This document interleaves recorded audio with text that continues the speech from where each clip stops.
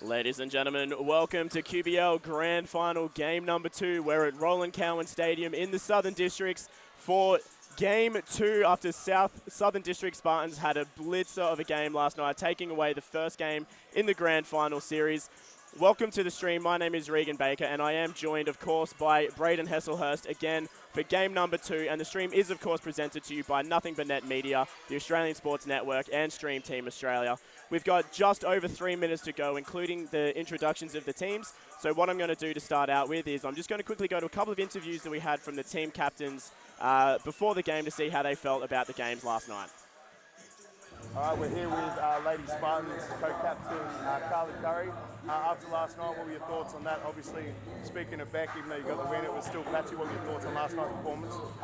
I mean, it was good to get that win out in the first game. Obviously, we had some really good patches where we shot well. Our defense was good, and then had some lapses where they came back a little bit, and we just had some stagnant points. But you know, we're focused again today, so today's another game. What are some things you'll be focusing on, sort of, that you need to address from last night going into game 2?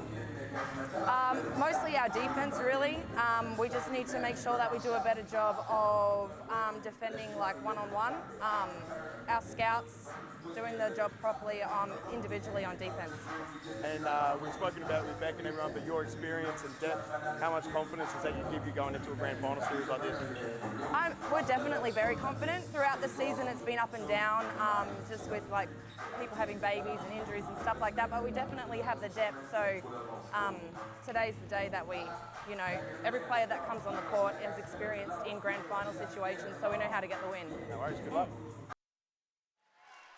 That was Southern District Spartans captain Carly Curry, obviously reflecting on their win last night and what it took to get that victory away and what they're going to need to bring forward into game number 2 to get the final game of the season and hopefully take away the victory once and for all for the Southern District Spartans. And of course, before the game as well, we did send our very own Braden to have a chat to the Gold Coast captain as well, Sarah Ambrose, to get her feelings on the game last night and what they're going to reflect on coming into game number 2 and how they're going to fight their way back into this one and take it to a third game series. Okay, we've got Gold Coast Rollers, co-captain Sarah Ambrose here. After last night, what were your thoughts on that performance against Spartans in game 1? We weren't really happy at the end of the game. Not so much with the loss, I think more the way we played. Yeah. We didn't really stick to what we wanted to do. We didn't play our game either, so disappointing, but still areas to work on. So in the lead-up, Cassie spoke about sticking to scouts for 40 minutes. Was that probably an area that was addressed before tonight? Yeah, we stuck to the scout, Yeah. but obviously the scouts changed now, so I guess that's the part she couldn't complain about. Like, we did what she wanted us to do, but obviously that game plan wasn't really effective, so then we switched things up. So And after a loss, especially in a 3-game series, you guys are known for your team chemistry, and does that give you a bit more confidence going into tonight? Yeah, I think we never doubt one another, and we always trust each other and we have each other's back, so I feel like that's really important for us. You know, we always are a team that when we're down, we're never really out of the game. We can have like an 18-point turnaround, so I feel like for us that's really positive coming forward, and I think, as long as we stick to what we're supposed to be doing, we've got each other's back, so yeah. No worries, good luck. Thank you. Thank you, Sarah and Braden. And what a game we're going to have here this afternoon to game number 2 of the QBL Grand Final Series. The Southern District Spartans looking to take things home once and for all and close this out in a 2-game series. And the Gold Coast trying to fight their way back after that loss last night. It wasn't a big loss in the end, 82-64. They really did fight their way back into it. But they're looking to come out here tonight and really fire to take it to the 3-game series. We are just about to pause for the Australian National Anthem, so please bear with us for 2 seconds and we'll continue the commentary and get to the game in just a moment.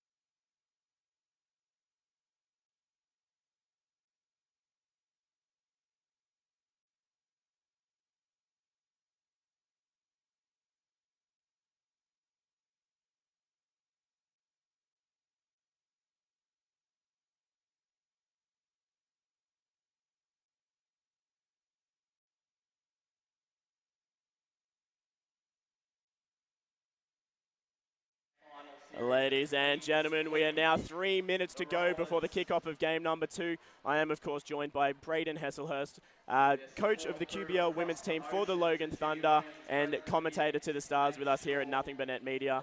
Now, an exciting game we had last night in game number 1, 82 plays 64, the Southern District Spartans taking it home. What are you predicting and what do you expect from the game here tonight? I think probably a bit more of a cleaner game than last night. I think last night it was a bit scrappy from both teams. I don't think either coach, speaking to them after the game, were really happy with the way they played. I know Spartans pulled out the win, but I thought they were, bad in patches and good in patches. It's sort of hot and cold as well.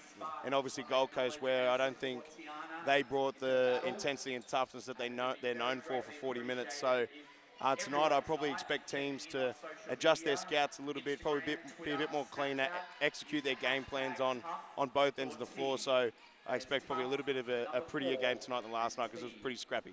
Yeah, and I think one of the things that Gold Coast might have come a little bit underprepared is just in terms of the matchups as well, because realistically they're coming up a team of 7 or 8 really deep players in the Southern District Spartans, and they got themselves in a good position with Lee Scott getting 3 fouls early and coming up with the 4th. So that's a matchup that Jackie Luna Castro had in the game last night, and you think you're going to get a little bit of a breather with Lee Scott stepping out, but then in comes Beck Haynes with WNBL experience behind her. So it is quite hard when there is so much depth because you don't get a break defensively. There's just big name coming in one after the other as well. Yeah, absolutely, and it was a bit different. It was a bit interesting speaking to Sarah Ambrose before the game. Us talking last night in the game, we thought they got their scouts a bit wrong with, leaving the shooters so much space, but obviously they plan to do the same thing that they did against us in the quarters and Townsville in the semis as far as packing the paint. But like we spoke about, you can't do that against a team like Spartans. They have way too many weapons offensively, and Ash Karatiana, Nat Taylor, and those guys were able to get going. So, Sarah said they'll adjust some things defensively tonight. And then the main thing I think as well is, Gold Coast want the game to be in that 70, late 60s mark. So I think they need to take better shots, and I think that's when Spartans were able to get going offensively. It was off transition buckets, off Gold Coast poor shots. So. And then obviously speaking to Beck Lewis from Spartans, she said, they weren't really happy with their performance either. She said they could have been better defensively, even though Gold Coast only scored 64 points. So I expect them to probably put a bit more pressure on Ariana Moore. She was able to get going early. Probably expect a different matchup in speaking to Beck before the game. So yeah, some interesting changes from both coaches, which would be great to see to start the game. Yeah, definitely. Just a couple of simple things as well. You touched on it in terms of Gold Coast and just their shot selection and realistically just hitting the buckets as well. We looked at it before the game, Braden. Southern District Spartans came in at 48% from three-point land, hitting 12 out of 25, whereas Gold Coast only managed to get 4 out of 21 for 19%. So realistically, both teams shot a fairly similar amount of buckets. It's just that the Southern District Spartans had that percentage. They were just hitting shot after shot, and that really does make a big difference. Yeah, absolutely, and I think the start is a big key for Gold Coast because I thought they had the momentum in that first quarter yesterday, but they missed some easy shots at the rim and some easy shots that they would normally make, and so they still went into the second quarter down even though they had the momentum. So I think tonight, if Gold Coast is going to get the win, that start is really important for them. Yeah, and I think Gold Coast did a really good job in the scout against Southern Districts in game number 1 because they would have seen in the semi-finals Odette Isaac drop 30 points, and she only got 6 in the game last night. So she did a really great, Gold Coast did a really great job in that regards, closing down some of the key players from the Spartans. But now it's just a matter of spreading that across the floor, stepping up defensively in every aspect to really prevent anyone from going on a hot streak. Because whether it's Aja Paramama, Odette Isaac, Lee Scott, if any of those girls get hot, that causes a lot of issues for Gold Coast.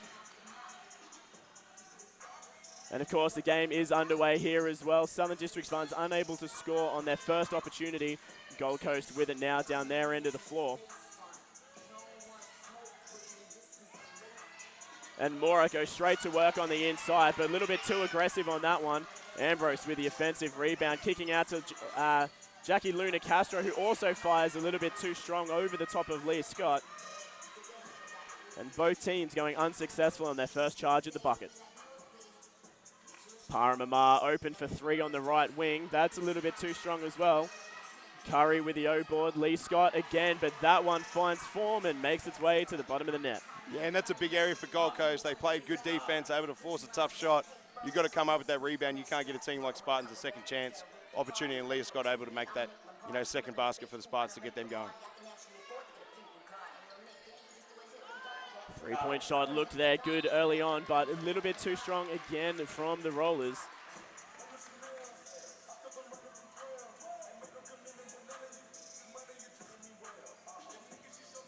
I think that's really important as well. You sort of said that, Gold Coast needs to make sure they're not letting too many offensive rebounds go for the Spartans. And looking at the stats from last night, I think they did a relatively good job at that, because on the stat sheet in front of us, there's only 8 second chance points listed for the Spartans, which means they did a pretty good job of when the districts did pull the offensive rebounds, and they did pull only 6 actually in the end. And I guess that's realistically, actually, that probably comes down to the fact that they were shooting at a relatively high percentage, but they didn't pull many O-boards. If they let that go today, that can really start to blow out. That's a good sign for Gold Coast. Jacqueline Castro, pretty tough shot, able to get it going. She'll be huge today if Gold Coast can contend with Spartans. Yeah, and Luna Castro's been having a really great season as well, and she had a pretty solid game last night, but I'm sure the team will be looking for her to rack up a couple of extra points and pull some big boards in the game here tonight to really sort of fire Gold Coast into the position that they want to be in.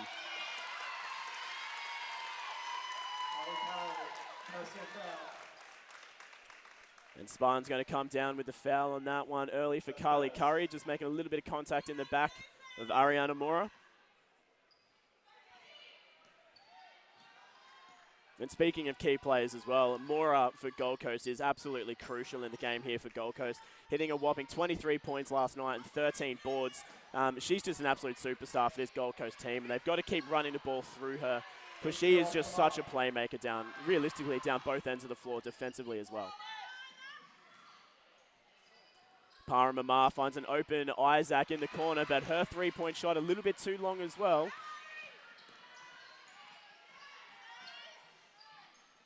Rollers now moving the ball around a little bit slower. Luna Castro deep two, a little bit too strong as well. Rollers doing a good job so far pulling the offensive rebounds, giving themselves that second opportunity. Mora finds Luna Castro, sidestep for the long jump shot. That's no good. And Mora on the third putback attempt gets fouled on the way to the bucket. They're going to get that one on the captain, Carly Curry, as well, so that'll be her second. And straight away, even though they haven't made many baskets, I think Gold Coast, obviously their offense was pretty stagnant last night. I think earlier, even though they haven't been able to make it, their offense has been much better, a lot more ball movement, and that leads to good transition defense, offensive rebound opportunities. So good signs early for the Gold Coast offense. Yeah, definitely so, and a little bit of a troubling position for Spartans as well, with their captain on 2 fouls in the first, just shy of 3 minutes. So Carly Curry has checked out of the game already, taking a bit of a break early on. But Gold Coast continues to struggle to find those points at the moment, just taking a couple of extra shots. Spartans with it now as Lee Scott muscles her way to the bucket and finds the points.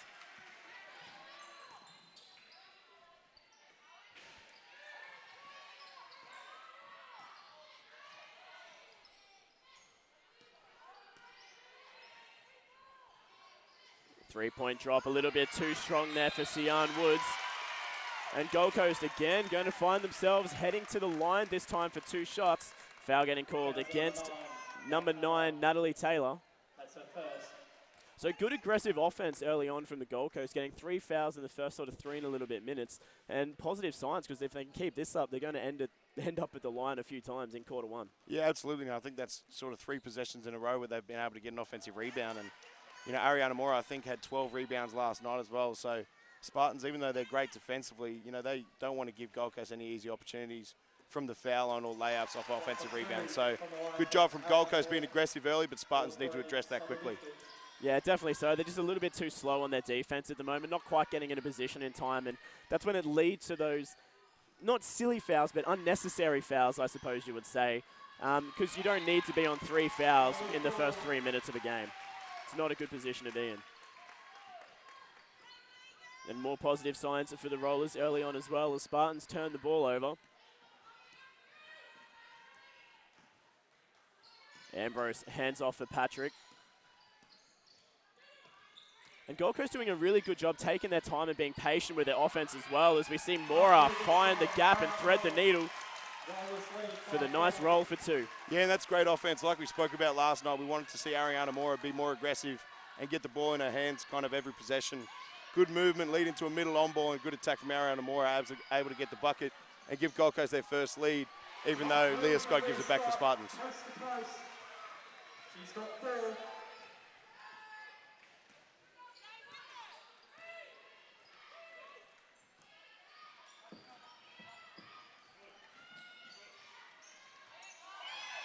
Carly Patrick this time, the finger roll, can't quite find the fall. Taylor getting the defensive rebound for Spartans.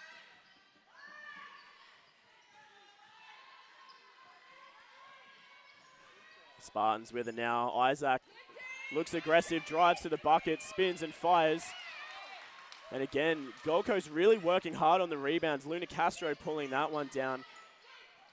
Rollo showing some really positive signs early on. They're aggressive down both ends of the floor.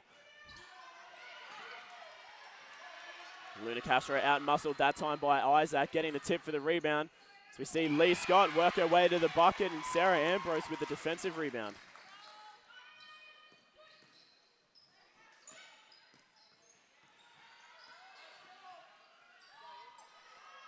Three-point shot there for Mora, a little bit too soft, hitting nothing but air.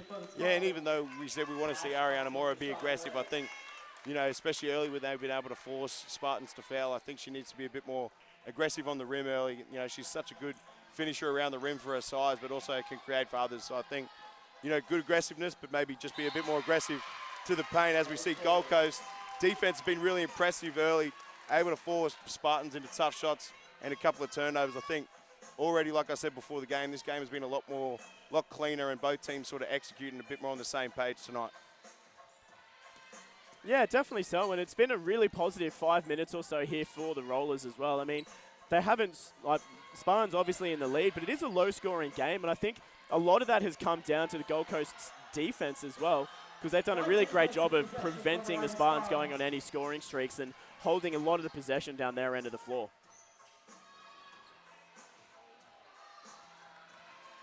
Another shot there, no good this time for the Spartans. Karatiana that time. Sorry. And Leah Scott getting the big block there for the Spartans. Kicking the ball down nice and fast. Karatiana going to take another three-point shot, but that one didn't fall either.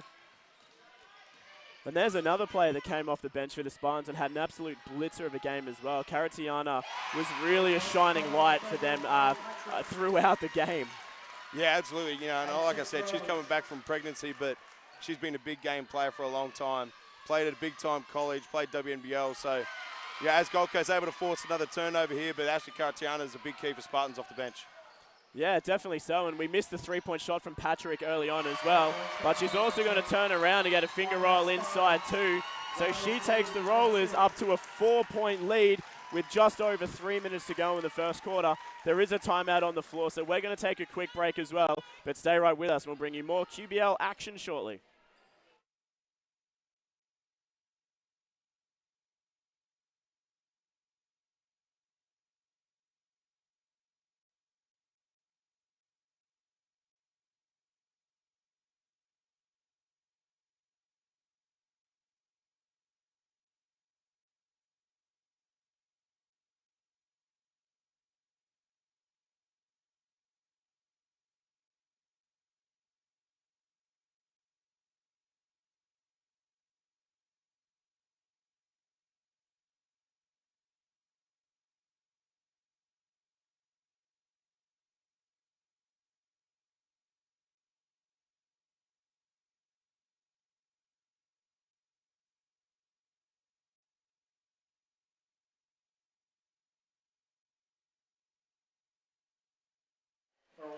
And back with you here at Roland Cowan Stadium. It's all in the Rollers' favour early on in this first quarter. It's 10 plays 6. And Gold Coast have really done a good job of obviously doing their scout, checking out the game tape from last night. And defensively, they've done a really great job of keeping the Spartans to only 6 points in this first quarter so far. Yeah, you know, on defense, they've kind of been switching a little bit more, which is what they have done a lot, but paying a bit more attention to the perimeter. Even when Spartans have been able to shoot threes, it's been contested threes. The Gold Coast have obviously already been able to force 4 turnovers, which has led to easy baskets for them. So even that, you know, that's a good shot for Gold Coast. So Gold Coast really in tune early and looking good and looking like they've made the right adjustments after last night's loss. Yeah, definitely so. And it's not like Spartans are doing too much wrong either. They're moving the ball around well. They're playing good offense. They're taking good shots. You know, they're just not finding the ability to get the ball in bottom of the net at the moment. That was their 6th three-point shot attempt down the other end, and they haven't managed to hit one yet. Yeah, and I think they're not taking care of the ball either. They got 4 turnovers in the first quarter. Gold Coast able to force them into that, so I think that's something they'll look to address, making sure they take care of the ball and get good shots every possession. Yeah, and that one then also no good for Natalie Taylor, hitting another three-point shot. Just looked like it was good and fell into the ring a little bit and bounced out at the last moment. But Gold Coast now again with another opportunity as we roll down into just under 2 minutes to go in this first term. But great defense there from Isaac and Scott to cause the turnover, and a little bit of a clash there at the three-point line, causing the ball to go out of bounds. It is going to end up in the hands of the Rollers. But no foul call from the referees. I didn't see the entire play in the end there, but it just looked like incidental contact from what I think I saw. Yeah, I think they were both going after the ball and both sort of ran into each other in sort of incidental contact. So I think the right call, that'd been a no call, as we see Shian Woods able to get in the face of Ashley Karatiana, force a bit of an elbow and get the offensive foul. So that's another turnover. That's already 5 for Spartans. So another chance for Gold Coast to increase their lead. Yeah, and that was a really great defensive play there as well. So again, Rollers just being aggressive consistently in this first term and just doing a really good job of just staying with the Spartans, being a bit niggly and getting in the way. So they have an opportunity to extend their lead, but that shot a little bit too strong from Luna Castro. Taylor with it now, hands off to Karatiana. Lee Scott at the free throw line, takes a free throw, but too far off to the left. Ambrose with another defensive rebound for the Rollers.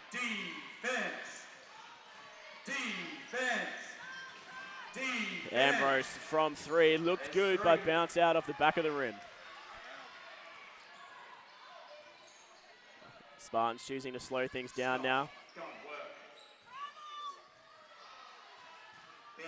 Jump shot there from Beck Haynes. Finds the form and breaks their scoring drought. Yeah, and that's where Rebecca Haynes has sort of made a living over her career from that short corner.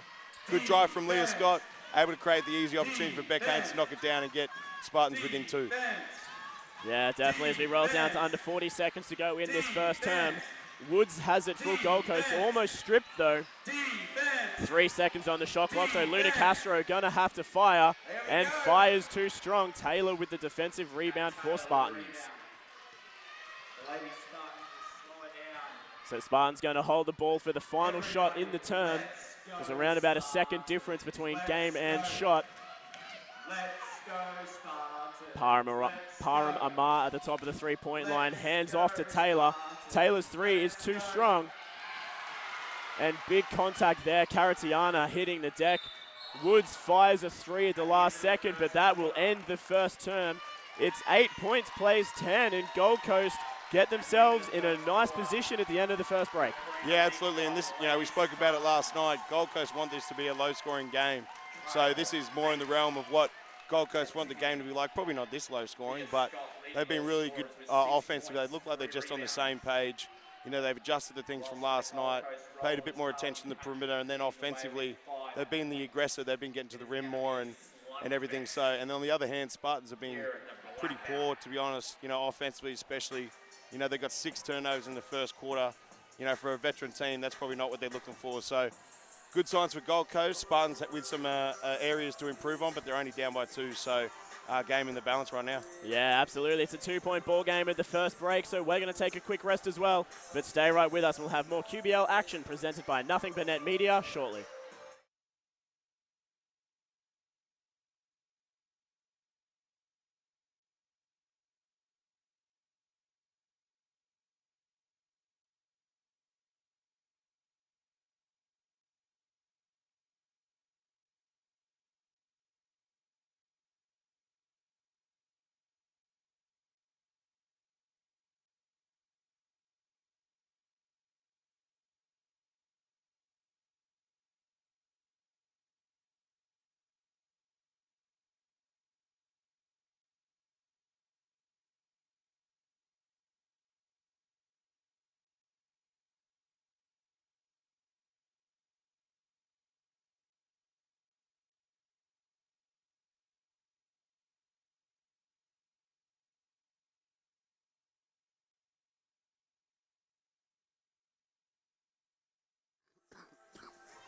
And welcome back to Roland Cowan Stadium. We're about to get the second quarter of action. It's 8 points, plays 10. The Gold Coast Rollers getting themselves just in front at the last second as we're just waiting to start the game. It appears that the referee's just having a bit of a conversation with the Southern District Spartans players. But the second quarter of action is underway. And the Gold Coast leading into the second term, with a nice little 2-point lead. Yeah, absolutely, and I think Spartans will look to be a bit more aggressive offensively. I think, you know, three-pointers obviously a major weapon for them, but they're 0 of 8. You know, half of their shots have been from the three-point line, so I think they'll come out with a bit more of a focus of getting to the rim, trying to get to the foul line, try and get some easy buckets to get their offense going. Yeah, and they've been relying a little bit on that confidence from the three-point line last night because they shot at 48% from three, so they definitely have the ability to shoot well from the three-point line. It just hasn't worked for them so far in this term. Speaking of three-pointers, a very long two-pointer from Jackie Luna Castro for the Gold Coast to extend the lead. But I don't think the Southern District Spartans are going to go another quarter only scoring 8 points. They are one of the highest scoring teams in the league, so very rare for them to only score 8 in a quarter. Paramamar on Woods fires, but a little bit too strong that one there as well. But they are going to get the rebound. Tip off Gold Coast and take it in from out of bounds. Yeah, and the tide's kind of turned from last night with their offense. I think Gold Coast were guilty of being a bit stagnant offensively, and tonight it's been the Spartans that have been stagnant so far. So definitely areas for them to improve if they want to, you know, Beck Haynes able to get the layup there, but Spartans want to pick up their offense, trying to put it in a high-scoring game. So they need to get the ball moving a bit more, man movement a little bit, try and get some attacks on the rim and make Gold Coast play some more defense. Yeah, and Haynes was relatively quiet last night as well, so she's someone that could really step up and put on a couple of quick points for the Spartans. Only got 4 in the game last night, and she's already on that now in this term as well. So again, if she gets hot, that could be the difference for Spartans here as well.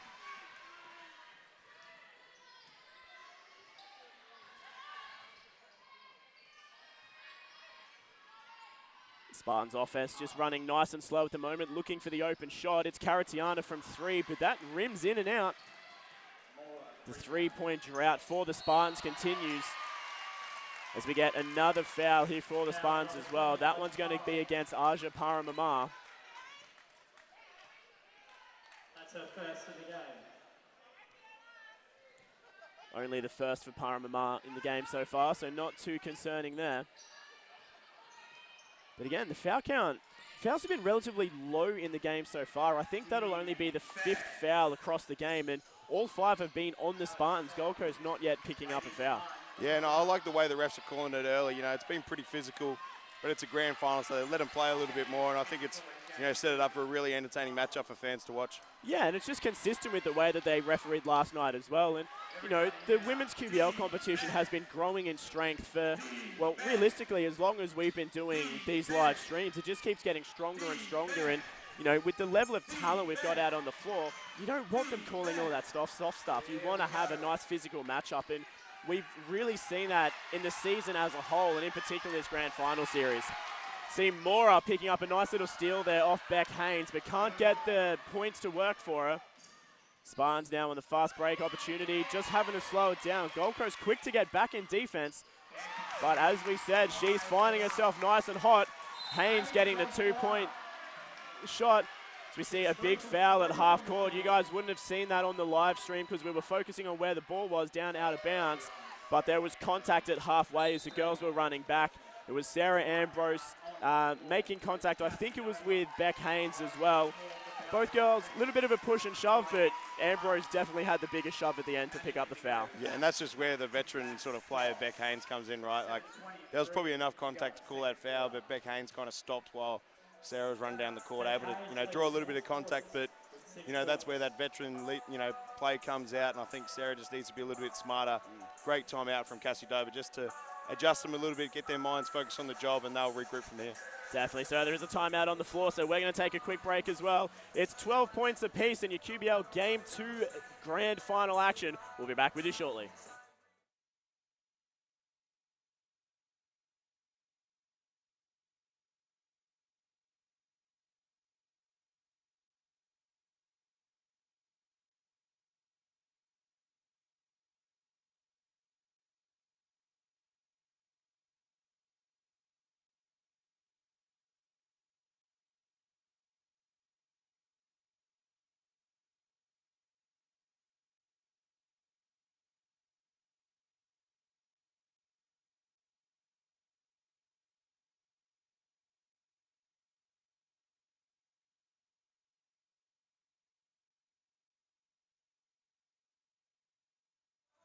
Back with you here. It's the Southern District Spartans from the sideline after that offensive foul from Sarah Ambrose.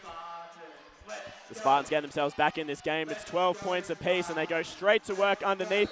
Lee Scott finding her way to the bucket. Couldn't get the lucky fall, but they are going to get the foul and go to the line. That one going against Jackie Luna Castro. Yeah, and a much better set there from Spartans offensively. Obviously, Gold Coast switch, everything, pretty well like Spartans do, and they're able to move the ball, set some screens. I think it was a down pick, and then on the switch, able to exploit the mismatch with Leah Scott going to the basket. So, great set coming out there from Spartans, and Gold Coast need to clean up that switching defense a little bit, just to make sure they keep Spartans this low score and don't let them get going at all. Yeah, definitely so. Like, for Gold Coast to have a good opportunity to get themselves into this game and, take it to a 3-game series, they need to keep Spartans' score low. And they've done a good job so far. I mean, 25 points in 13 minutes of basketball is a very low score. As we see Patrick hit a nice set jump shot there as well.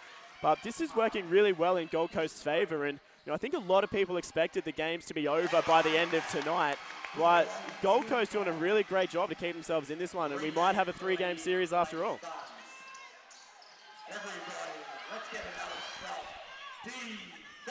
Mora, I think, not recognising they had a 5-on-4 opportunity there. Coach Dover on the sideline telling her to get the ball moving and get it down in while they had the advantage, but a little bit of miscommunication there. They do get the tip out of bounds, so Gold Coast will retain with 8 seconds on the shot clock. It's Patrick in the corner, but defended very well by Leah Scott. Mora in underneath, gets the foul on the ground, so won't go to the bucket. And they're going to get that one on Odette Isaac.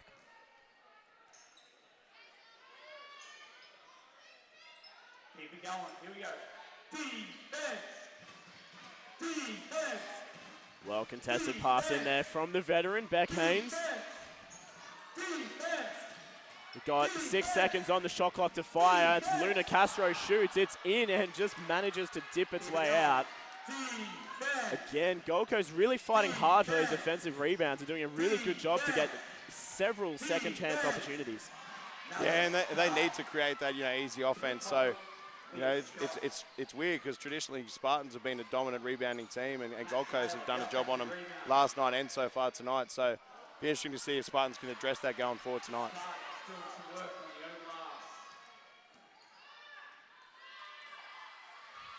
6 seconds on the shot clock for Spartans, so Paramamar needing to make something work. Patrick heavily defends it, forces a loose one from Paramamar. And Luna Castro coming down with the board.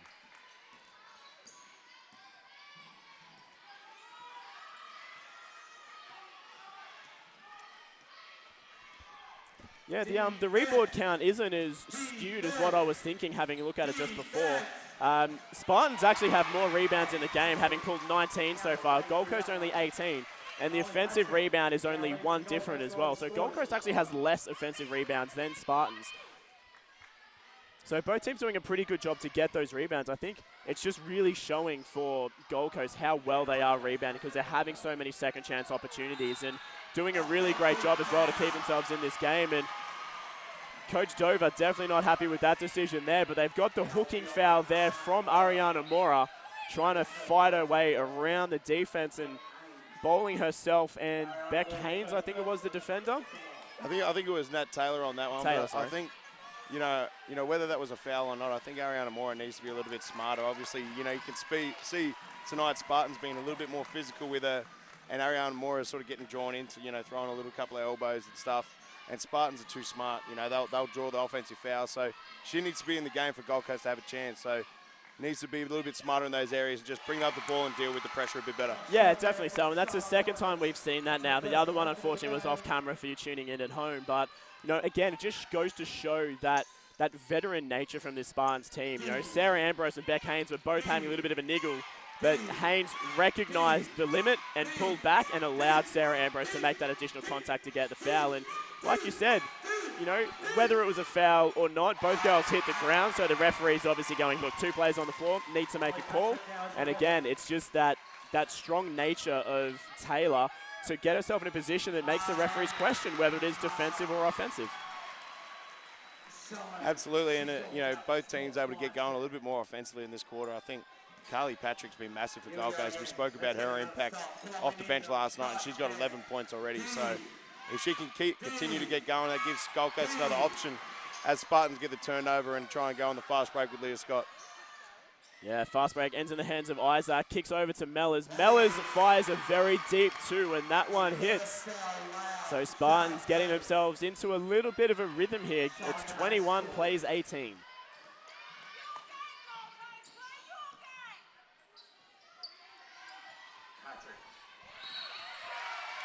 Patrick looking aggressive and going to the bucket. Paramama just getting the 2 hands on and getting the foul there.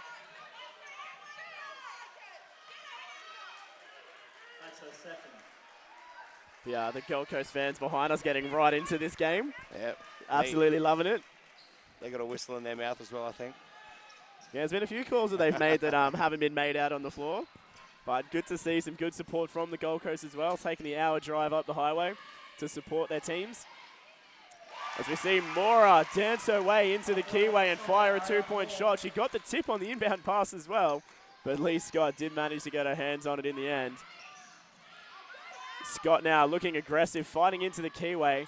Ball goes inside, outside, back to Scott, and she fires, but too soft. Gold Coast chance to take the game back in their favour. It's Luna Castro. It's no good. Well contested down both ends of the floor at the moment as we see Isaac just passing into the foot of, I think, Sian Wood. So they're going to get the ball back again on the baseline. Let's go, Spartans. Let's go. Luna Castro gets the strip from Beck Haynes, and Woods benefits from it in the end to get the possession.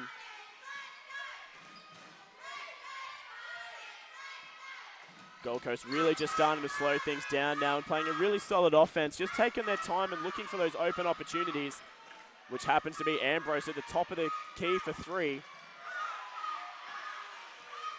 Good fight for the board there from the Spartans with the possession now.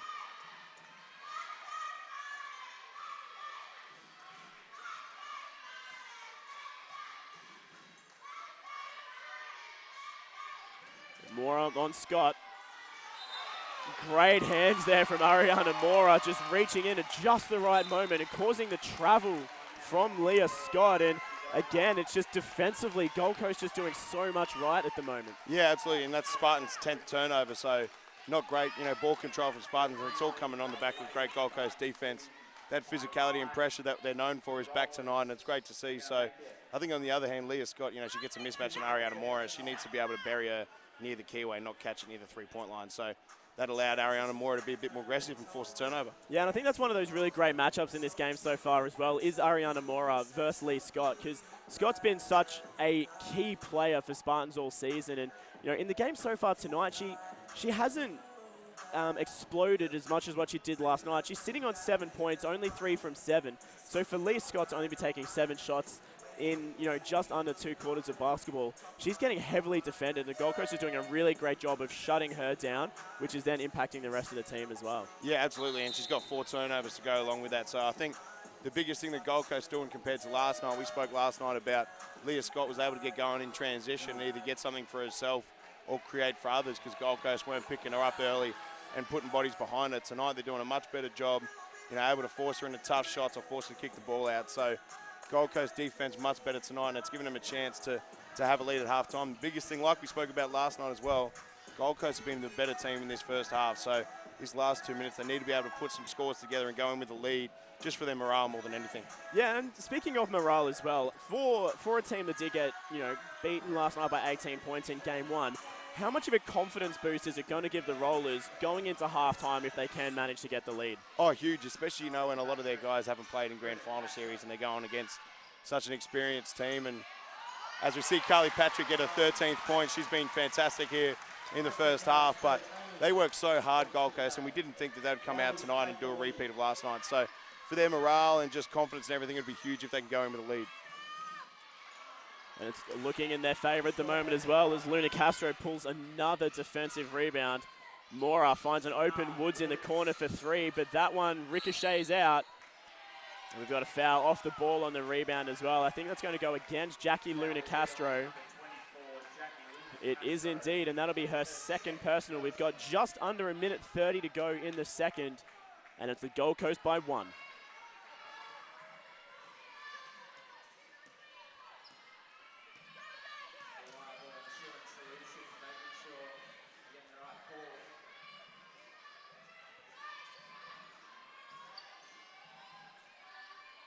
Shot clock rolling down to 6 seconds now. Spartans needing to fire.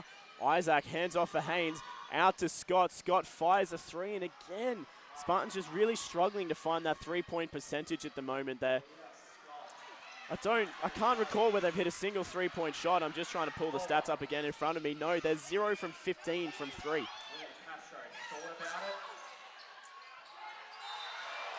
And a travel there on Aja Paramamar as well, just doing a little hop as she caught the ball there. So again, Gold Coast, 43 seconds to go, and they're going to maintain the possession on the baseline. Yeah, and to me that's great coaching from Cassie Dover on that last possession.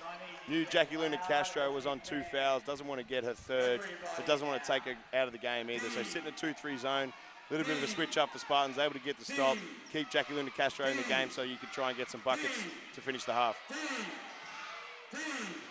Great defensive play there from the Spartans as well, forcing the inbounds pass from Woods right on that 5th second. And it has been a little bit too strong and gone over the top. So Spartans coming back up with the ball after that travel call on the baseline. So it's Isaac now with it for the Spartans. Paramamar almost had her pocket pick, but she finds a cutting Taylor. But Mora, with the good defensive pressure, causes the turnover. Taylor not able to catch it. I think good defense there from Ariana Mora, but I think a bit of a lucky call. That looked like that came off Ariana Mora. But, you get rewarded for good defense. So let's see if Gold Coast can finish off with this last possession, and go up by more than 1 heading into the halftime break. Yeah, absolutely. There is a 3-second differential. So Spartans potentially with a chance for a final shot as well. So Gold Coast going at it. It's with Luna Castro at the moment. Great defense there from Haynes. Mora going around Luna Castro. Woods for 3. And that bounces out. There is a final shot on the buzzer as well. Carly Patrick going to the hoop on the buzzer. They are going to get the foul on Leah Scott as time expired. And Carly Patrick is going to go to the line for 2 at the halftime break. I think that's probably been the difference with the offensive rebounds, even though the count isn't much, different. Spartans able to get some offensive rebounds as well, but Gold Coast have led to sort of more, they've been around the basket and led to either fouls or a bucket. I think Spartans have been from, more long rebounds. So, again, Carly Patrick having a huge influence on this game. She's got 13 points, able to go to the line to try and get her 14th and 15th. But, Gold Coast, huge positive going to the halftime break because Carly Patrick's the only one with double figures. Everyone else has been pretty quiet. So, good at first half here from Gold Coast so far. Yeah, I was just getting ready for the instant replay on my computer as well, because something I found out very last minute yesterday is apparently I'm allowed to be used as an instant replay for the Grand Final series. So with the games being recorded for the Grand Finals, if there is a question of did something occur before the final siren expires, the referees do have the ability to come up into the grandstand and check out our live stream to see whether it counts. So they should if it's available, I think. Absolutely, and I was expecting that to happen. They haven't done it. They put 0.3 seconds back on the clock, but time does expire into that halftime break. It's 21 plays 24, and the Gold Coast Rollers are going to go into the sheds very, very confident after a half of well-contested basketball. Yeah, absolutely, and like I said, I didn't expect them to come in any different than they have been tonight. They've been a team that's been sort of against the odds all season. They work hard, they play as a team. So they've been really good defensively, most of all in this first half, able to force Spartans into double-digit turnovers. And if it hasn't been a turnover, it's been a pretty tough shot every time for Spartans. They haven't been able to get going at all. They're 0 of 14 from the 3-point line, 0 of 15, sorry. But, and then off their defense, they're able to sort of create easy, fast transition buckets, offensively as well. And I think, they've been able to get a third contributor in Carly Patrick, which has been big for them. So Cassie Doe will be really happy going into the halftime break. I think it's been all Gold Coast in this first half. In saying that, Spartans will still be pretty happy because they've been pretty poor, to be honest, in this first half, and they're only down by 3 points. So, Gold Coast need to make sure they come out of this half really looking to continue this run. Otherwise, this veteran Spartans team can battle back pretty quickly. Well, that's exactly it as well, and I think it does come down to Gold Coast defense, because looking at the differential between last night's game and tonight's in terms of just field goal percentage, Spartans were shooting at 44% last night, and they're only shooting at 29% tonight. And that's a massive, massive difference in grand finals basketball. If you can prevent a team from scoring 10% of their shots over the course of a game where you're shooting 80, 90, 100 shots, that's a lot of points. And that's been the major difference in this game, and it comes down to Gold Coast's really great defense. And, neither team putting on a great show offensively and getting a lot of points.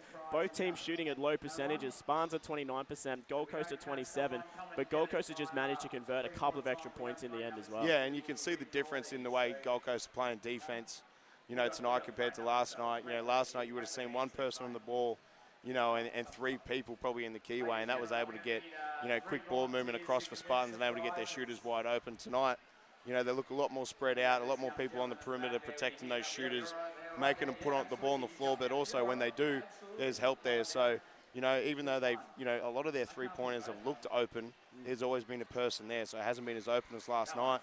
And that's the other, trap Spartans can get sort of into sometimes as well. When they're not making from the three-point line, they can continue to shoot it when they need to focus on getting in the paint, getting to the rim, getting to the free throw line, all that sort of stuff. So great job from Gold Coast. Adjustments needed from Spartans going into the second half. Yeah, and it really is going to be an interesting second half of basketball as well, because looking at the scorers for both teams, our big names across both teams haven't really done all that much in the game so far.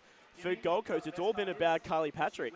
Ariana Mora on 5 points, Luna Castro 4. And from Spartans, the same sort of thing. Lee Scott leads all scorers on 7 points, with Haynes on 6 and Mellors on 4. So realistically, some of our biggest names in women's basketball in Queensland at the moment haven't got a lot of points on the board. So this second half, could really come out and be an explosion of talent, and we can start seeing a lot of points getting put up. Yeah, absolutely. And I spoke a little bit about it last night. When we were facing Gold Coast, we kind of made Carly Patrick a focus in our scout, because she's kind of that third offensive option for them that they need to be able to contend with, the better teams in the league. So, tonight, that's a big plus for them that, they've been able to get contributions from that third option, because you can guarantee Jackie Luna Castro and Ariana Mora aren't going to be this quiet in the second half. So great signs for Gold Coast that they've been able to get, a third contributor, and that's been able to get them the lead so far, because Ariana Mora, Jackie Luna Castro has been pretty quiet. On the other hand, when Ariana Mora comes off on balls, I think if she's got anyone else apart from Odette Isaac or Arja Parham on her, she has to be aggressive every time. No one apart from those two can guard her. So she'll look to be a bit more aggressive. Jackie Luna Castro will be a bit more aggressive. Hopefully Carly Patrick can keep it going for Gold Coast. And obviously Spartans will look to make some adjustments off defensively as well. I think, later in the season and in the semi-final against Ipswich, Spartans kind of mixed it up with a couple of zones, so we might see some different looks from Spartans defensively going into this second half as well. Yeah, well, it is going to be an interesting second half of basketball, but there is around about 10 minutes to go before we kick off. We're going to take a quick of a break, but stay right with us. We'll bring you the second half of QBL Grand Final action in game number 2 between the Southern District Spartans and Gold Coast for you shortly.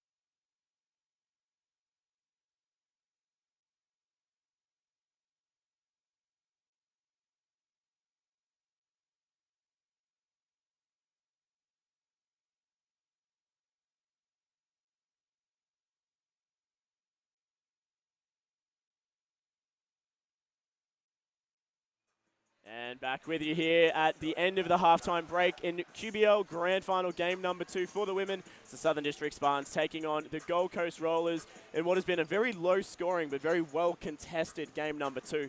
Complete opposite of what we had last night. It's 21 plays 24. The Gold Coast Rollers currently in the lead. And let's start with the Spartans. If you're the Southern District Spartans going into this halftime break, what are you talking about and what are you changing coming out into half 2? Well, first of all, I think they need to look after the ball. They've got 12 turnovers in the first half, and obviously that's due to Gold Coast defense. Sorry, Gold Coast has been much better defensively, but if I'm Spartans, with their veteran leadership and everything, they need to be able to take care of the ball more.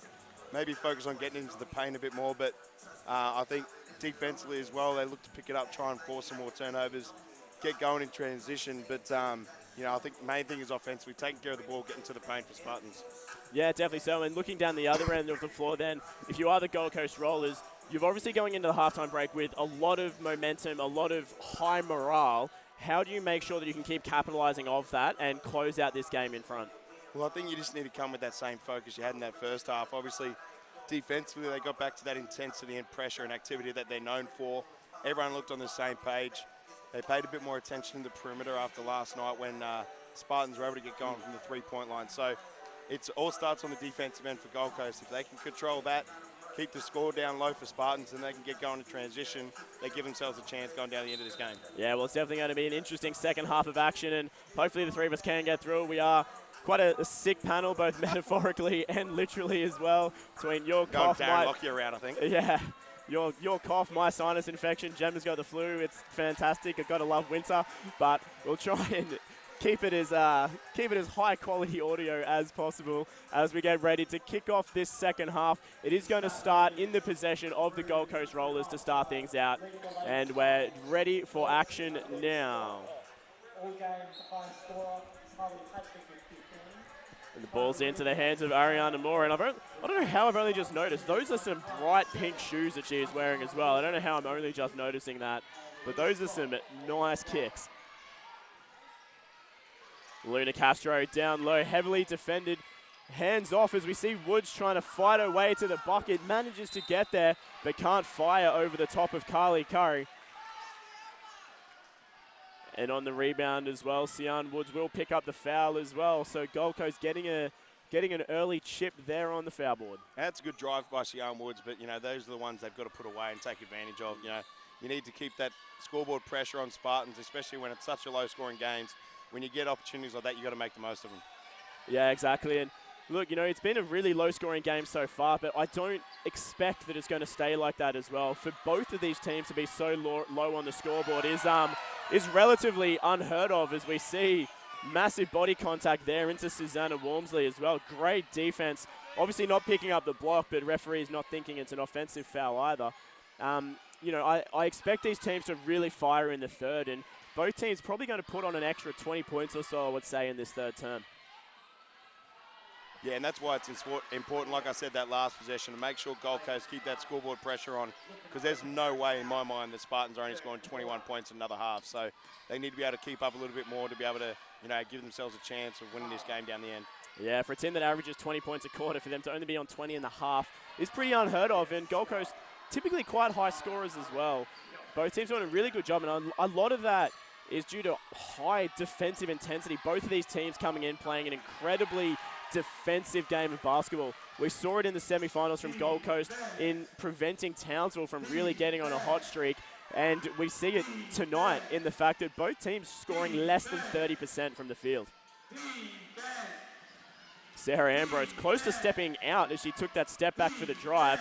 So we see Luna Castro close out the three-point shot to extend their lead that little bit further. We're up to 6 points ahead for the Rollers. Yeah, and again, they've been much better, even though they've only scored 27 points so far compared to last night. Their ball movement has been much better tonight, able to get much easier shots, and ends up with a wide-open three for Jackie Luna Castro tonight.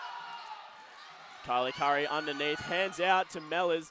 Mellors fires a deep two, but that's no good either. Some physical basketball tonight, Regan. It's great to watch. Yeah, it really is. And the players out on the floor obviously experiencing a much different aspect of the game than what we are. But from up here, I mean, for the most part, it seems like it's it's not like the referees are missing fouls. It is just a very physical, very well contested game of basketball. And that was the perfect example. Jackie Luna Castro ended up on the ground, but there was no foul on that. That was just a strong defensive intensity that caused the stop. Yeah, I think both teams are doing a great job moving their feet, presenting their chest, playing with their hands up. I think they're just, making sure that contact is with their chest. And, I think, I was speaking to people at halftime, I think it's been pretty even both ways. I think it's been physical both ends of the floor, and even though it's a low-scoring game, it's been pretty entertaining, so I like the way they're calling it tonight. Yeah, definitely so. And referee Luke Patrick just giving a flop warning to the Gold Coast Rollers as well. I think for that block charge situation we had just a moment ago. So I think that's the reason there was no block called, no offensive. They are going to give a flop warning for it though. See the Rollers fighting nice and hard to the bucket now. It's going to end with Ambrose for a long two. Gets her own rebound and kicks out to Woods. The ball goes back inside to Ambrose, but they're going to get the holding foul on Carly Curry. Just wrapping her up on the attempt for the possession. So Curry picks up another, and that'll be her 4th personal foul as well. So Carly Curry in a little bit of foul trouble. I think she's going to get subbed out straight away, and she is getting subbed in for Natalie Taylor. And that's been the tough things for Spartans so far tonight. Even when they force bad shots, they haven't been able to go and convert that into transition buckets because most of the time they've been giving up an offensive rebound. So they need to address that, to try and get going offensively and try and get some transition opportunities going into this, later end of this game. Yeah, it is going to be a very exciting tail end in this Game 2 grand final. Gold Coast really needing to fire now. They've got 5 seconds on the shot clock. That one a little bit too aggressive from Walmsley. And speaking of aggressive, some aggressive defense as well, and she picks up the foul against Leah Scott at halfway. That's her first.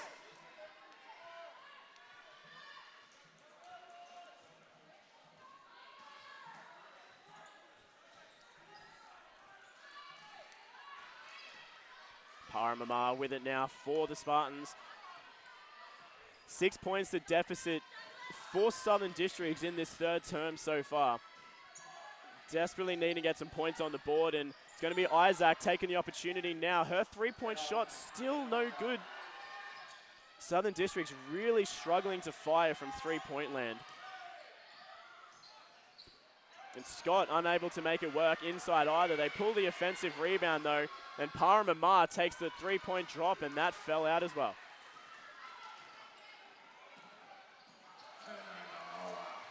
Laura couldn't quite keep her handles on it as she went through. Nat Taylor ends up with it, goes fast break and turns it over. Ball going out of bounds and landing in the hands of the Rollers. Yeah, and both teams have actually got not bad shots apart from that turnover from Ariana Mora. They just haven't been able to convert. I think the difference with that 3-point shot from Odette Isaac, that last possession, that's a much better shot. Leah Scott going to the paint, creating some more people to draw in, kicking out to the open shooter. So you'll live with those ones if those ones miss. So, both teams getting good shots. They just need to try and make the most of it. Yeah, and realistically, both teams doing a good job offensively as well. We've seen the shot clock roll down into single digits on, 6 or 7 occasions so far in this quarter. So they really are working the clock and looking for the open opportunities as we see Mora go underneath on the putback. But both teams really are working their offense. It's not like either team is panicked at the moment. They're not rushing the shot clock. They're looking for those good opportunities. See Taylor go in underneath on that end for Spartans. So I don't think there's panic stations yet for the Spartans. Not by any stretch of the imagination. They're still looking for the best opportunities to take, and it's been paying off. And speaking of best opportunities, Luna Castro finds form from 3 on that one. The lead up to 9 now for the Gold Coast Rollers. This is the highest lead they've had in both QBL Grand Finals so far. Beck Haynes going to work underneath in the paint and puts that one away for 2.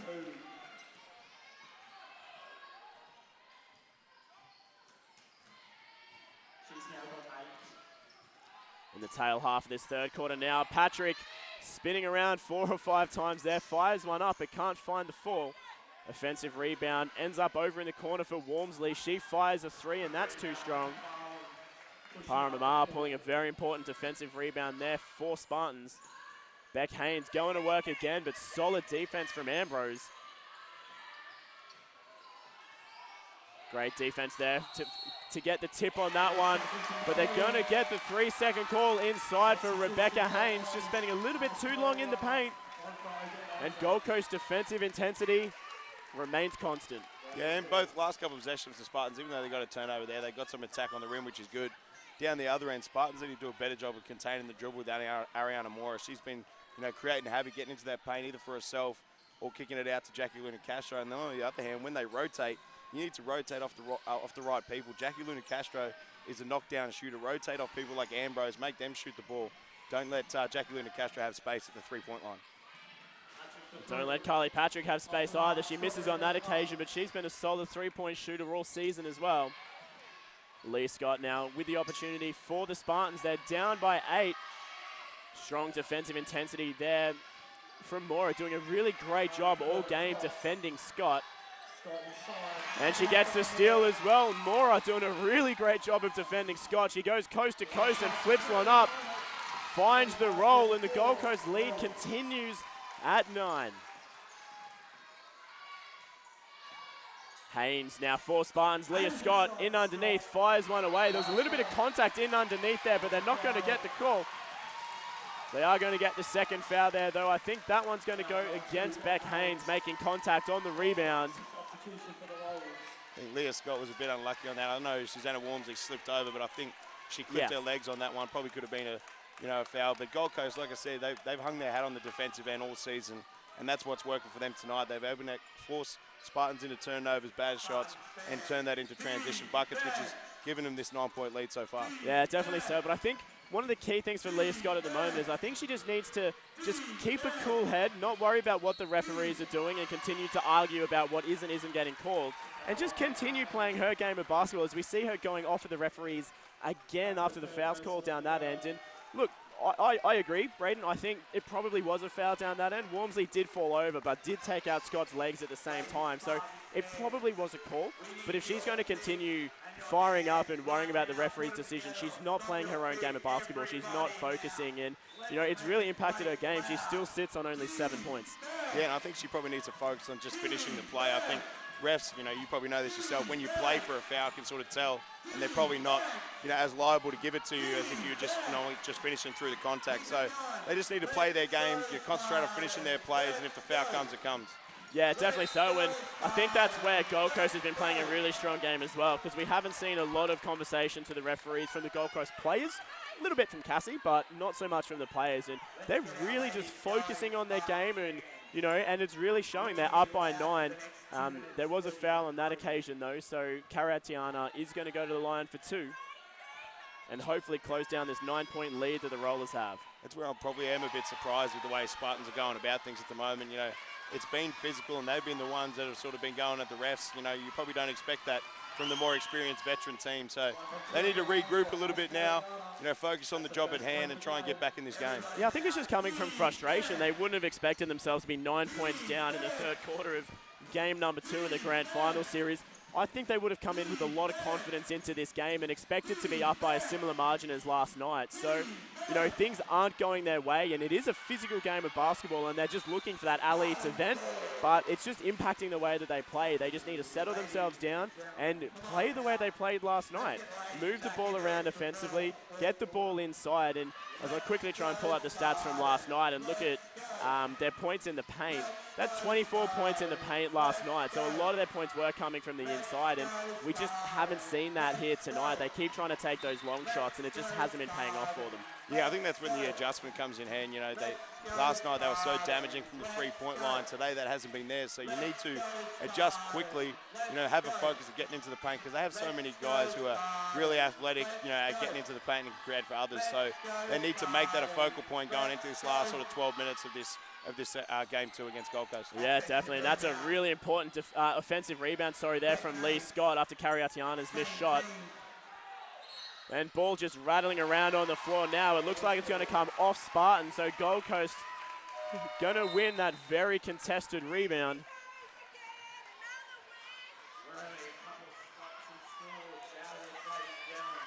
One minute 44 to go in the third quarter here. Gold Coast continue their lead. It sits at 8 points at the moment, 26-34. Gold Coast is doing a really good job of continuing to play their game.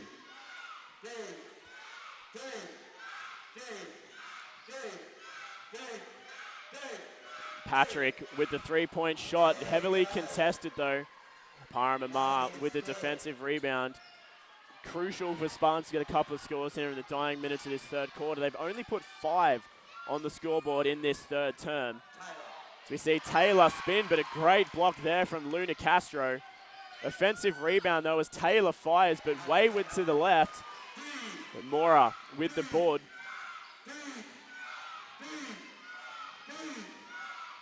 Woods, good shot fake, goes to work inside. Ambrose couldn't handle the pass though and turns it over for Taylor. Ambrose just a little bit too overly aggressive on that defensive play though and picks up the foul. It's pretty funny, you know, we said we didn't expect Spartans to score 21 again in this second half, and they've scored even less. So Gold Coast done a really good job here, but again, they need to finish the quarter out, give themselves confidence going into the fourth. Yeah, I think this game has surprised everyone in the stadium, us included, and I'm sure that, you know, our fans tuning in at home as well. This has not been the game that anyone was expecting, and it may be low scoring, but truthfully, it's a fantastic game of basketball, because the only reason teams aren't scoring is because of how strong the defensive intensity is. So great game of basketball despite being low scoring, and we're going to have a very exciting fourth quarter. Luna Castro from the free throw line, couldn't find the fall.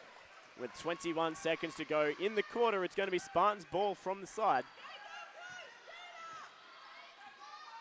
Spartans will be desperately wanting to put some last points on before the three-quarter time break. There's 12 seconds to go. It's in the hands of Paramama. Karatiana setting the screen, and a good screen it is as well, taking out Mora as Karatiana goes to the line, goes to the bucket and gets the two-point drop. It looked pretty good for Mora in that last second there. You wouldn't have, I don't know whether you would have seen it on camera, I couldn't see, but came close.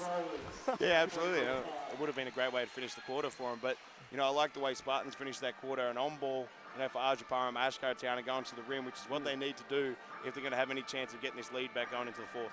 Yeah, absolutely. I mean, it's been a really exciting third quarter of action. It was only 7 points, plays 10 in favour of the Gold Coast Rollers, so they do extend their lead out a little bit. It's 28 plays 34. 6 points the difference going into the fourth quarter of action. We could be going to game 3 if this keeps up, but we are going to take a quick break. But stay right with us because it's going to be a fantastic fourth quarter. Stay tuned and we'll be back with you shortly.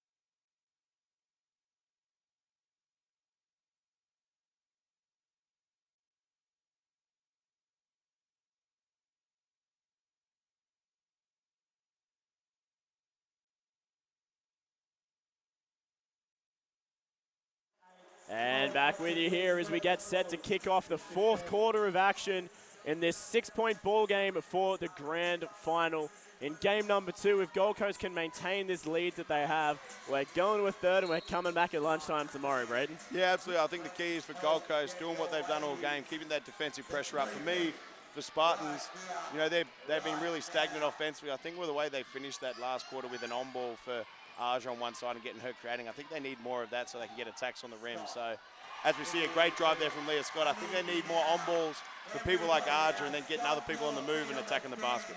Yeah, and that's a really great shot from Scott as well. And if she can keep playing like that in this fourth term as well, that's really dangerous for the Rollers.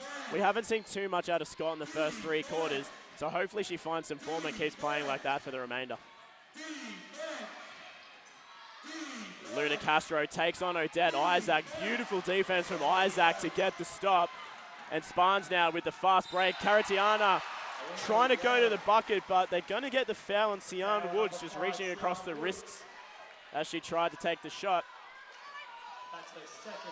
So Caratiana going to the line for 2. And again, Spartans able to do what Gold Coast have been able to do for most of their game, force them into a tough shot. Again, you know, probably complaints for a foul, but I thought it was good D. Hands straight up, presenting the chest, and then able to turn that into a fast break. And Ash Caratiana goes to the foul line for 2 shots, you know, with the chance to get this game back within 2 points. Yeah, speaking of complaints about fouls, I don't know what Coach Lewis was complaining about on that one there. I mean, I don't think there was any possibility of that being unsportsmanlike, so not too sure what she was asking the referees about on that one. But Caratiana puts him away. We're down to a 2-point ball game, so it is going to be an exciting 4th term. We see Mora going to work underneath, finds Luna Castro at the top of the 3. Shot clock on 5 seconds, so Gold Coast needing to fire. It looks like it's going to be Luna Castro all the way, flips one up. It's wild and off. Pulls her own ball, tries to fire again, but again, great defense from the Spartans to get the stop. And Caratiana going to the buck as well. Scott, put back, Scott, put back, and she finds the bucket, and we're tied at 34. And Gold Coast not happy with the 6-0 run they've just seen from the Spartans, so they're going to go to a timeout. We might keep it here for a second, though. If you're Coach Cassie Dover coming into a minute and a half and you've just lost your 6-point lead, what kind of conversation are you having as a coach right now? I think you need to get back to what's been working. You know, even though they haven't scored many points this game compared to last night, they've been much better at moving the ball and creating off that, you know, and getting attacks to the basket and then creating for other people. I think coming out of this, you know, start of this 4th quarter, Spartans have obviously lifted the intensity defensively, and I think they've kind of forced it.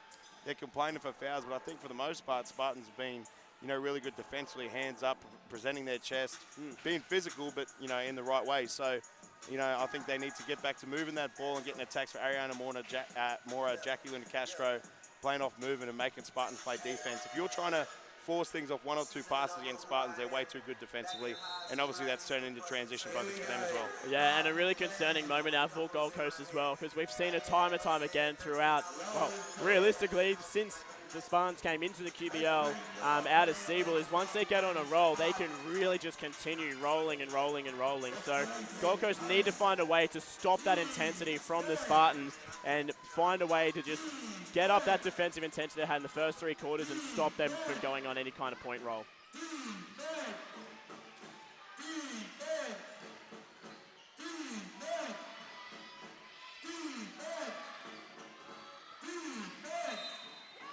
Paramamar just a little bit too overly aggressive on the defense, picking up the foul underneath. And that's the 3rd on Paramamar as well. Not too concerning, 8 minutes to go in the 4th term.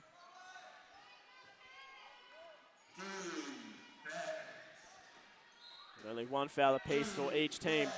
So Gold Coast will bring it in from the baseline.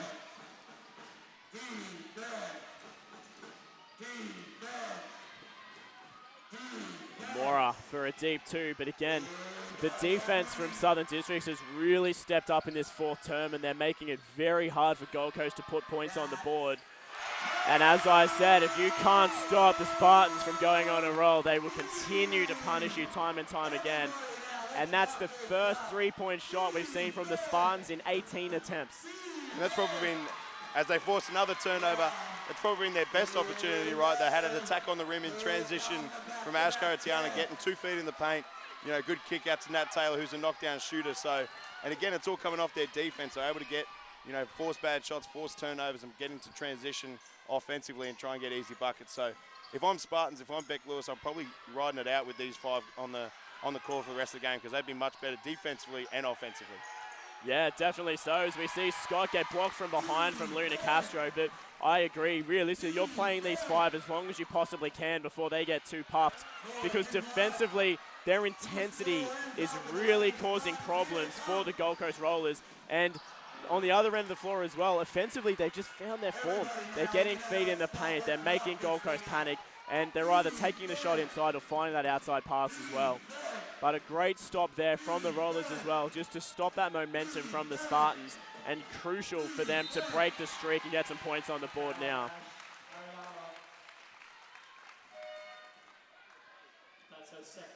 And they're going to get the foul there on Caratiana.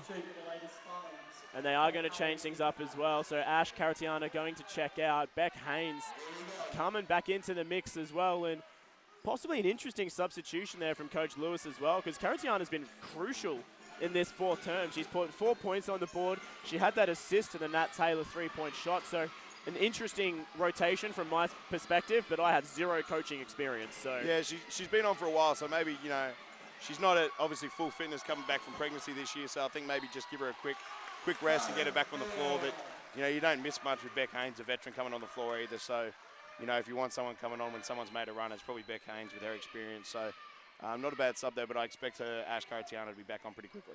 Yeah, definitely so. She's been a really key player for the Spartans in this fourth term. Spartans really fighting on the offense now to get the ball over halfway. And turning it over is Beck Haynes, and a great read there from Sian Woods to get the steal.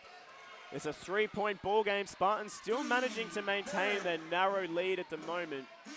Again, Gold Coast yet to score in this fourth term. That could change with Patrick's set jump shot from the free throw line, and it does. We're down to 1. But again, their good shots have come off more movement than when they, you know, started this quarter. A good cut, you know, from Carly Patrick there, going to the paint. You know, has an easy mid-range jump shot to be able to put Gold Coast within 1 of Spartans. Yeah, and again, great defensive intensity from Jackie Luna Castro. She's been so crucial on the defensive end, causing Aja Paramama to turn that ball over on the shot. It's been a great game of sort of runs, hasn't it? You know, Spartans look like they're going to break the game open to start this quarter. And Gold Coast, that they've shown so much this season, able to battle back straight away, you know, and get back into this game. So it's going to be an interesting 5 or so minutes to finish this game. Yeah, absolutely so. And, you know, we've said throughout the season that, you know, basketball is a game of runs, and it can really determine who's going to win a game based on how long you can keep that run going. And no team in this game today is able to have a run more than, you know, 2 minutes, really. And so far, that's been Spartans in this quarter. But Patrick, if she fires, no good on that occasion. That would have been a big drop there for Patrick. So Spartans now with the potential to get some points back on the board. Leah Scott's shot blocked from behind from Patrick, but gets her own board and puts it back in for 2. And that's a great move. Obviously, she wasn't able to finish, but great, you know, persistence to stay with it, get the offensive rebound, put it back in, and give her team a 3-point lead.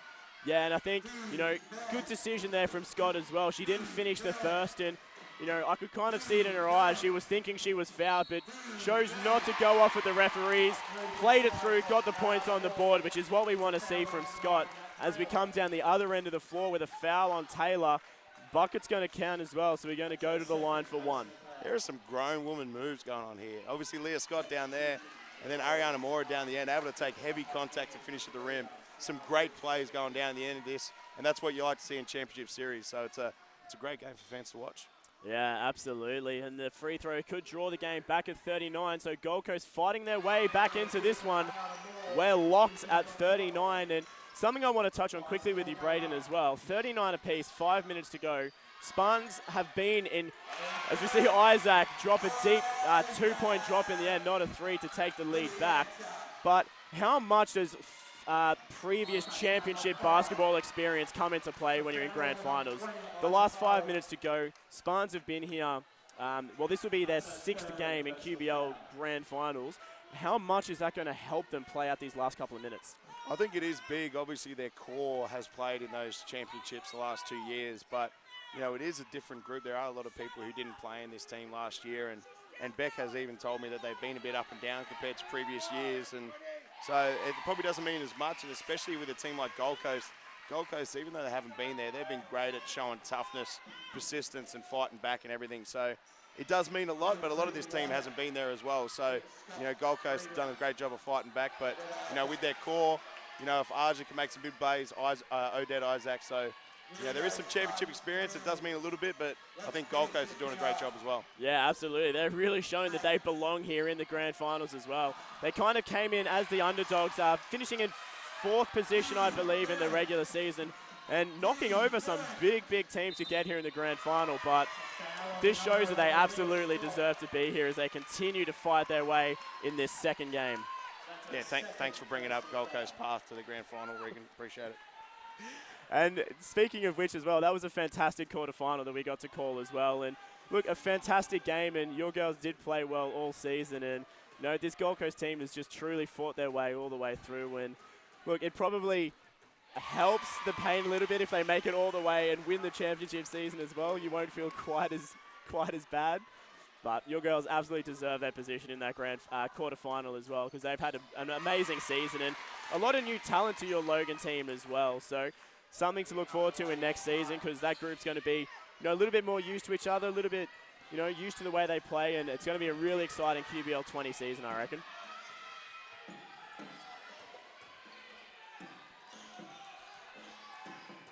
Scott going with the left hand and gets the friendly roll to take the lead back from the Rollers.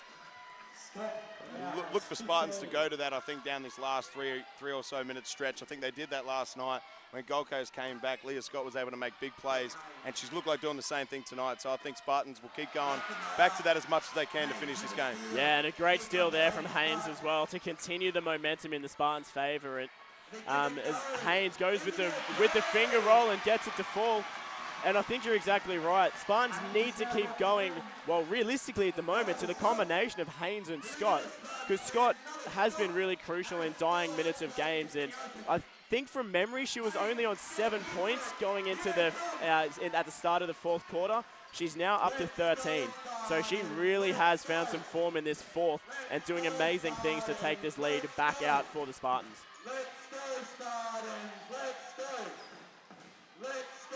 Haynes from 3, that could have been a tough one for the Rollers to swallow, but Mora coming down with the defensive board. We're under 3 to go, and this is going to come down to the wire. See Wormsley taking the 3-point drop. It's in and out, and there's a foul on the rebound against Aja Parham. They've called it against Jackie Luna Castro, and that'll be her 4th personal foul as well. Yeah, and as you spoke about, you know, with that experience, it has been the players that have been there, you know, making big plays down the stretch. Aja Parham obviously coming up with that rebound. Beck Haynes coming up with some big plays in the last couple of possessions, and Ash Karatiana doing a great job as well. So, like you mentioned, that experience and depth is really paying off the Spartans down the stretch. Yeah, definitely so. It's been a 17-8 quarter so far in favour of the Spartans, and, you know, I think probably 6 of those points have been for Leah Scott, 4 of those for Beck Haynes. So that combination has been really, really strong on the offensive end, but Parham Amar defensively has just been crucial as we see the shot clock roll out of time as Karatiana tried to fire one away last minute. And again, every time you think Spartans are going to get a bit of a leg up against Gold Coast, they come back with a defensive possession like that, able to force a shot clock violation and give themselves a chance down the other end. Yeah, Gold Coast is not going to let this game end in a 2-game series if they can help it. Truly fighting with every breath they have as Mora's 3-point shot bounces off the back of the rim.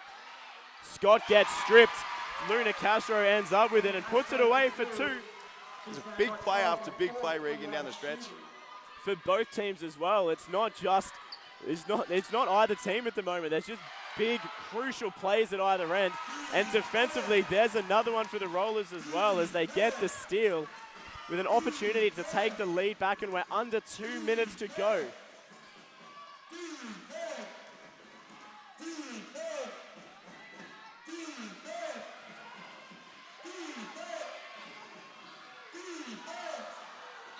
Mora goes to the bucket, can't get the friendly roll, but is going to pick up the foul.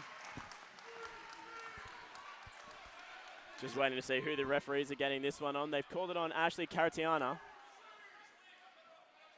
She's able to get to the rim off an absolute monster of a screen from Sarah Ambrose. Took out Aja Paramamar. If I'm Aja, I'm probably getting up one of my teammates for not calling that screen, but great screen from Sarah Ambrose, able to create that lane for Aaron and Mora to go to the foul line for 2 shots and potentially put her team in the lead. Yeah, I think Paramamar still sort of seeing sideways at the moment. It looked like an absolutely blinding hit. Mora closing the gap down to 45 points even, but takes the lead away with the second free throw. We're 1.5 minutes to go in this absolutely thrilling Game 2 of QBL Women's Grand Final action. It's Paramamar now with the Spartans, needing to get themselves back in the lead. Ball tapped out by Patrick with 9 seconds on the clock. if you're the Spartans here, you just completely need to keep a level head and take a good shot, not have to rush anything, because missing here is absolutely crucial. And that's a good look. Lee Scott wide open for three. And she a huge nails shot from Leah it. Scott.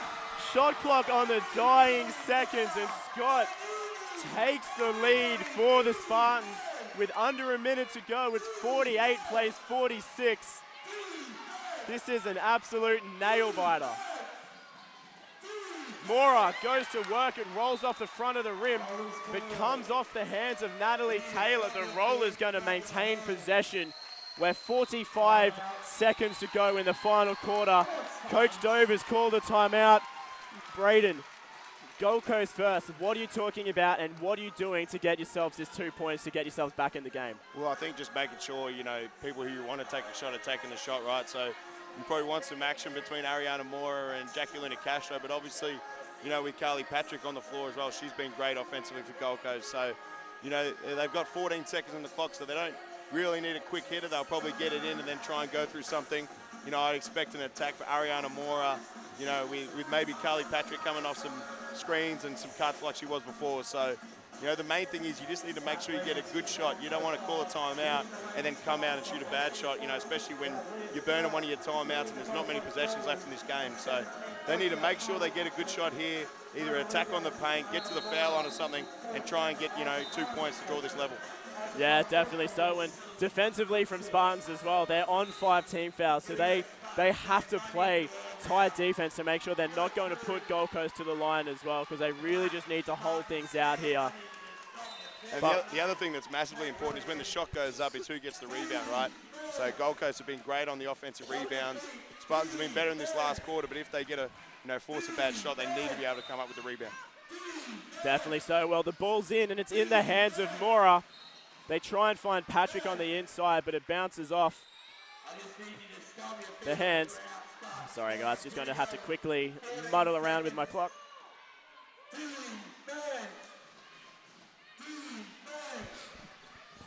Luna Castro with it now for the Rollers. They've got 10 on the shot clock. Mora fires a wild one. Caratiana comes down with the defensive board. 10 seconds differential here. Crucial defensive play for the Rollers. And that's probably the worst possible time to foul as well from Woods, because it's in the backcourt. That changes the shot clock back to 24 seconds. So there's now, instead of being a 10-second differential where they're going to get a shot opportunity, it's now only 5. Yeah, on the other side of things, they want to probably foul to give themselves a chance to be able to send them to the foul line as well, because they were 3 away before that foul. So, disappointing, and they get the reset of shot clock, but they're probably looking to, get that foul count up so they can send them to the foul line as well. Yeah, well, there is 5 seconds differential. Lee Scott has it just in front of the halfway, just slowing things down for the Southern District Spartans. 6 seconds to go. Scott finds Caratiana, needs to fire. It's Taylor, and it's off. 4 seconds to play. We end in a jump ball with 3 seconds to go, and it does favor the Gold Coast Rollers. So with 3 seconds to go, the Rollers are going to take a timeout. The ball is going to advance. Now, this is something that I have zero experience in, never having coached a game in my life. Are you going inside to draw the game and risk it in OT, or are you going to risk it all and take the 3? Well, I think you need to have multiple options, right? So you probably need to have an option where you've got someone attacking the rim, trying to draw the game, or then you've got someone, who can, make a 3 as well. So, you only got 3 seconds, so you probably need someone like Carly Patrick or someone going to the rim. Ariana Mora is probably not going to catch a pass, off that inbound going to the basket just because of her size. So, you need multiple options. Someone going to the rim to try and get a foul or get an easy bucket and draw the game, and then probably some other people like Jackie Luna Cashman that go on to the 3-point line, so you give yourselves a bit of a balance. And, if Spartans take away one thing, you've still got something else to rely on. So options for both, but it'll be interesting here. So, either way, it's a big call, and these are the moments you live for as a coach. You can either live or die by your whiteboard. So it'll be interesting to see what Cassie Dover comes up with here. Yeah, well, they're only 14% from the 3-point line in the game. They're 3 from 21. So if they hit this 3-point shot, it'll be an absolute miracle from the Rollers. But A massive part of me definitely hopes they do. And here we go, 3 seconds to go. Rolling screen from Patrick. Luna Castro for 3. And that's it, folks. The ball is out of bounds. Game, set, match. The Southern District Spartans have made it a three-peat, taking home the QBL 19 Grand Final title. It's 48 plays 46, but Braden, what a way to end the season. Absolutely, that was a hell of a game. You know, even though it was a low score, it was probably one of the most entertaining games I've seen all season. So you got to give it to Gold Coast. You know, the way they came out and played today after last night, you know, against a really good and deep and experienced Spartans team, the way they come out to play, they've got to be proud. Cassie Dover, the coach of the year, has got to be really proud of the way they played. Obviously disappointing with the way they lost. They had a good shot to tie it up there. Jackie Luna Castro unfortunately wasn't able to come up with the make, but they've got to be proud of the way they played. And on the other hand, Spartans, that experience, you know, winning championships come through in the end. They made big plays going down the stretch, and that was able to get them the win in the end. Yeah, absolutely, and 100%. The Gold Coast Rollers have so much to be proud of in this Game 2 Grand Final. They came off an 18-point loss yesterday against the Spartans. They've come back and kept the Spartans to the lowest point score they've ever made in QBL 19, at least anyway. So they have so much to go away being proud of, because that was a nail-biter from start to finish, an incredible game to watch. But again, the Spartans have done it for 3 seasons in a row. They are the champions. Yeah, absolutely. And I think, like you spoke on, the guys who have been there and done it, made the big plays down the stretch. And then someone who hasn't been there and has been with the team in Sunshine Coast River the last couple of years that hasn't been in this final situation, who really stood up in both games, was Leah Scott. You know, she showed why she was an MVP candidate this year. She was fantastic, especially offensively down the stretch for Spartans. And then other players like Beck Haynes, Aja Paramar making some big defensive stops. Ashley Caratiano, I think, across the 2 games was huge. So just that depth and experience shone through for Spartans. But like I said, Gold Coast got to be proud. You know, you probably needed this game to be low scoring to have a chance, and they're able to do that, give themselves a chance, just not able to get there in the end. But, you know, from where they've come from, I think they were last or second last year, to be in the Grand Final series, you know, especially with Cassie Dover in her first year as coach. A lot of building blocks for them going forward, and I think they'll get most of their team back going from what people have told me. So they've got definitely some things to build on for the future. Great effort from them, and obviously Spartans, you can't say much more. 3-peat for them. Well done, and that, like I said, their experience and talent shone through in the end. Yeah, absolutely so. And Gold Coast really are going to be a team to be reckoned with going into QBL 2020 next year, because they have a wealth of talent in their team, and they are quite young and they don't have a lot of depth in QBL 19, but they're going to take all of this away. They're going to do amazing things in the off-season, I'm sure, and be an absolute threat next season. And as of this Spartans team, they just continue to build on their program year on year. You know, last 2 seasons in a row, they've been in Grand Finals basketball. They've taken the championship, but they continue to bring in more and more talent, pulling in Leah Scott from the University of Sunshine Coast RIP. And they are just such a deep team, and they 100% deserve to be here. And what an amazing way to finish off the final women's game of QBL 2019. Absolutely, and you know, like you touched on, Spartans have been the powerhouse of women's basketball in Queensland for a long time. Even when they were in the Seaboard, they were able to win multiple championships there as well. And as a coach in the women's program, you know, this is what you sort of aim to emulate, is how they've sort of, you know, been successful over a long period of time. So they'll look to continue doing that, and obviously they've done a great job building their team over the last couple of years. You know, but, you know, looking forward, there's a lot of teams that, you know, have made steps forward, Gold Coast being one of them. So, you know, great year, great way to cap it off with a great grand final series, even though it only went 2 games. But I think it just sets it up for more, just an even better year next year as well. Yeah, definitely. So what an amazing 4th quarter of action there from the Southern District Spartans. They managed to turn it around. It was a 20-12 run in that 4th quarter. 100% shone by Leah Scott. She went from around 7 or 8 points going into the 4th quarter. She ended on 18 to lead all scorers across both teams. She also ended with 10 rebounds. And looking down the other end of the floor as well, Kylie Patrick top scored for the Gold Coast Rollers, with Ariana Mora 14 points, 15 boards as well. So amazing talent across both ends of the floor. But that does wrap it up from the women's end of things for QBL 2019. But don't forget, the men's game number 2 grand final is currently being live streamed. It started just under 5 minutes ago from BBI Stadium in Auckland Flower. It's the Brisbane Capitals taking on the Gold Coast Rollers in the men's game 2 action. The Rollers having to fight their way back in to try and take it to game 3 tomorrow. So do tune into that game. But that does wrap things up here for QBL 19 from the women's end of things. Have to send a massive, massive thank you to Braden Hesselhurst. I'm not letting the cold and flu get to my head this time around. Gemma Kelleher helping out beside me on the panel. Jacob Beals up behind me on the camera. James Bowman down in Sydney for all his graphics help and support. And of course, our main man, John Iguana, Dave Derwin, over at the men's game right now doing the finals. Yeah, and I've just got to give a quick shout out. I forgot to do it yesterday.